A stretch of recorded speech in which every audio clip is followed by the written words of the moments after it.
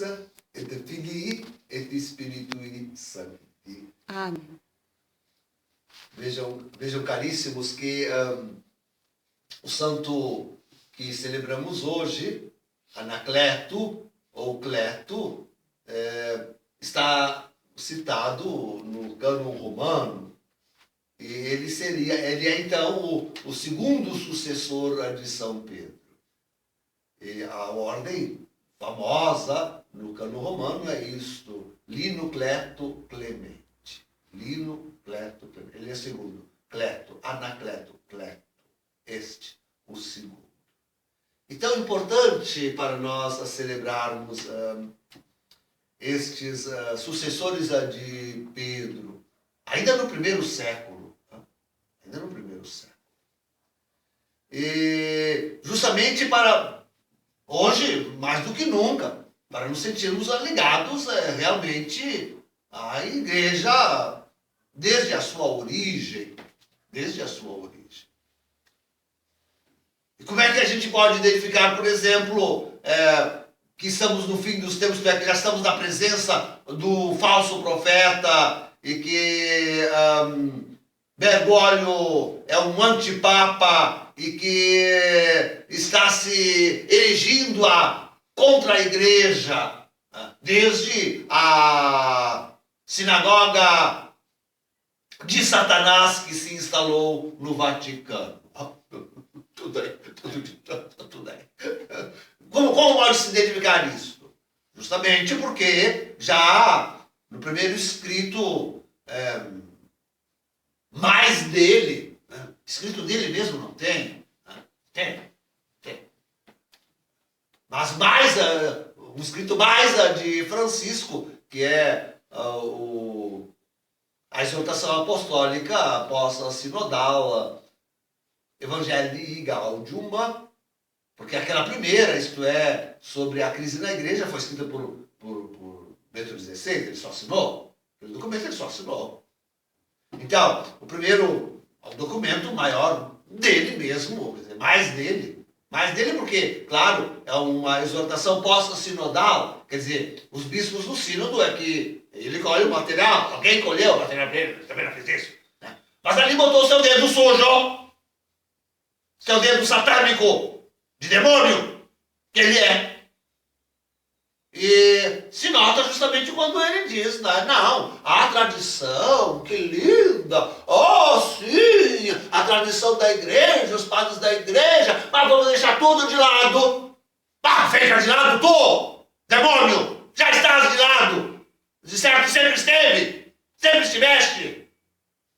Pobre criatura, meu Deus, pobre criatura. Então, não, de jeito nenhum. É uma das notas da igreja. Uma das notas da igreja. É aqui também, queridos, que...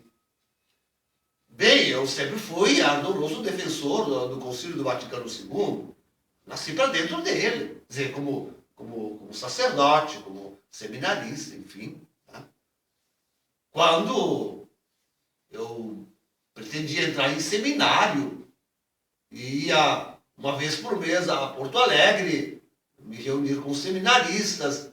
Eles sentavam de lá da mesa, nós do lado de cá, e o seminarista, o padre, que fosse uma seminarista normalmente, abria o Concílio do Vaticano II para lermos um trecho e discorrer sobre ele.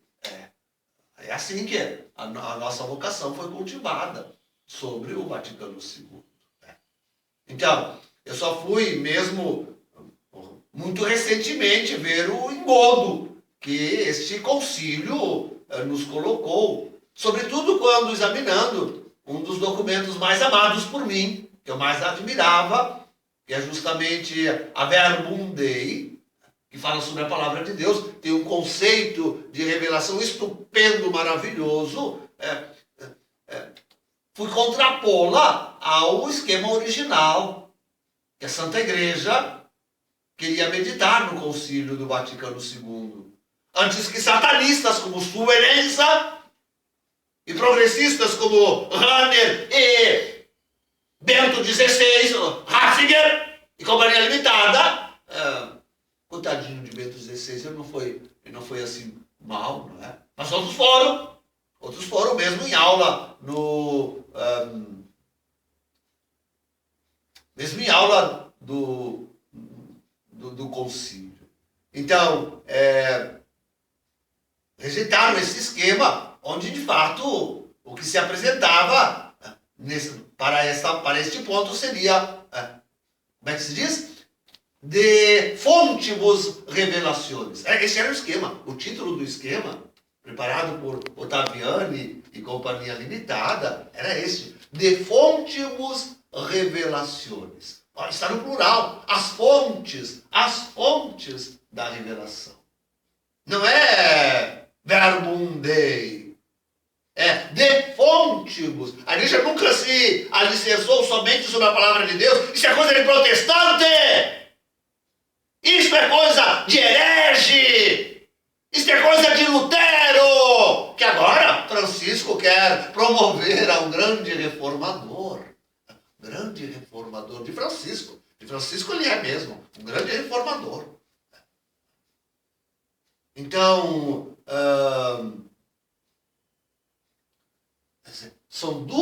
sempre foram dois os alicerces em que se susteve a fé e a moral da igreja. De fontibus revelaciones.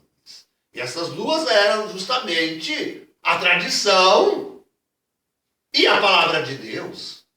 E olha, se dissesse antes que só a tradição, estaria melhor do que dizendo só a palavra de Deus. Entenderam? Se dissesse antes que era uma só fonte, mas essa fonte era a tradição, estaria melhor do que dizer que era uma só fonte, essa fonte é a Escritura.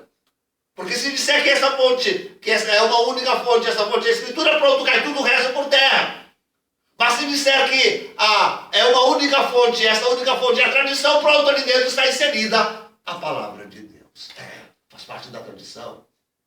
Faz parte da tradição. É isso. Pronto. Limpo, claro. 1 mais 1, 2. Acabou.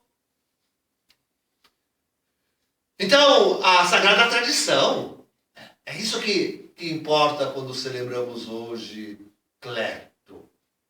É sobre tudo isto. Sentir-nos bem alicerçados nessas duas colunas máximas da fé e da moral da igreja. E vejam, queridos, que tirando a tradição, agora tiram também a palavra de Deus. Porque é isso que Francisco faz. Por exemplo, na Amoris Laetitia. Ontem tivemos a notícia de que um grupo de teólogos, eminentes sacerdotes, enfim, estão agora achando que, sim, a Amoris Laetitia ali, enfim, devia ser corrigida. Não é que esteja assim tão grave, mas devia ser corrigida talvez, que, enfim, que conversa mole! Isso é uma conversa mole! Mas vamos olhar o contexto! Olhem, queridos, como este demônio, estou falando de Francisco, olhem como este demônio, ele manipulou todas as reuniões e as pré-reuniões do sínodo da família. Olha como ele manipulou aquilo para que o resultado fosse aquilo que ele queria. Para que ele se sentisse apoiado. E quando ele sentiu a oposição, mesmo em aula sinodal, ele tratou de ser sujo. E fez ali violência e mudou as regras.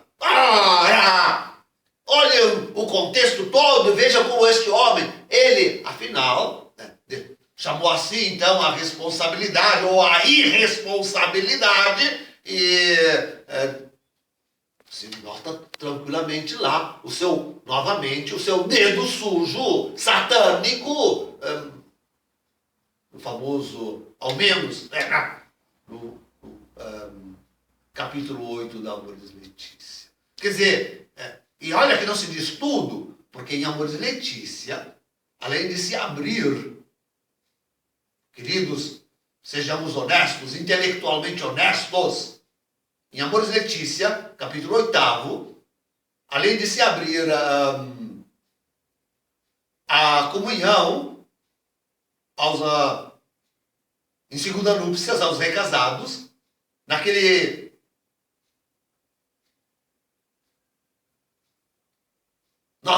nota de rodapé 351, famosa, se abre também a possibilidade de reconhecer como moralmente saudável a união homossexual. E dar a comunhão para essa gente, e fazer o casamento deles. Dar a comunhão para essa gente e fazer o casamento homossexual. Tá lá, Amores Letícia. Agora vem dizer que, por favor, isso é uma afronta aos santos evangelhos. Então, deixa a tradição, e agora deixa os santos evangelhos. A palavra de Deus também. Acaba com tudo. Acaba com a igreja. Acaba com a Santa Igreja Católica. Isto é um cisma. Isto é um cisma. Desde que este homem assumiu a cátedra de Pedro, ele promove cisma, a divisão da Santa Igreja Católica. Ele está em cisma com todos aqueles que estão em comunhão com ele. Por isso, é proibido celebrar missa citando o nome deste homem. Como vai colocar o nome de Cleto ao lado do nome de Francisco? Não pode! Não pode! Está proibido usar o nome de Francisco. Está proibido de servir e de ser servido em comunhão e na palavra de Deus e na tradição moral, ser servido por aqueles sacerdotes, bispos, cardeais e papas. Porque Francisco, Bento XVI, até agora está em cima do muro, que estão em comunhão com Francisco. Está proibido. Não se pode. Não se pode. É cisma. É cisma.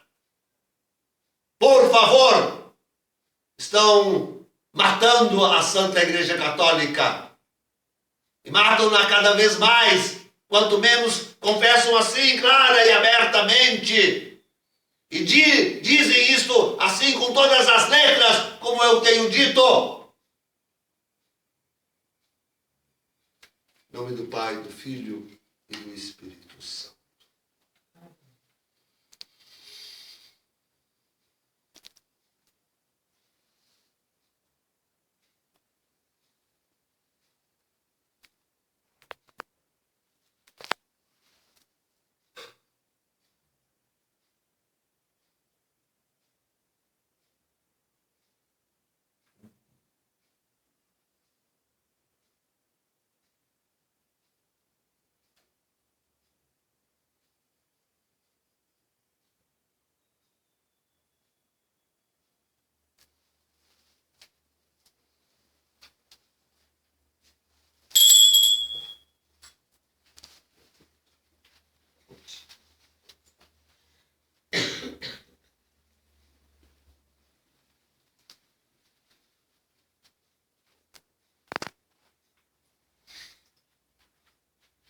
Dominus vobiscum.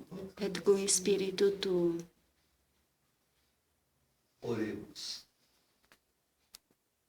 Et dediverba mea in ore tuo, et constituite super gentes et super regna, ut velas et destruas et edifices et plantes.